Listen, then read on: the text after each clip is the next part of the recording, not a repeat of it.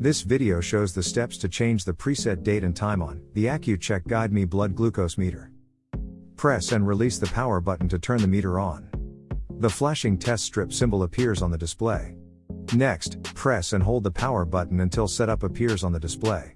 The setup screen will appear, and the hour will flash. With the hour flashing on the display, press and release arrow buttons to go forward or backward 1 hour. Press the power button to set the hour and move to the next field. Next, the minutes will start flashing. Press the arrow keys to change the minutes. When you have the correct minutes on the display, press the power button to confirm. In similar way, set the AM or PM, month, day, and year. Press the power button to confirm each time.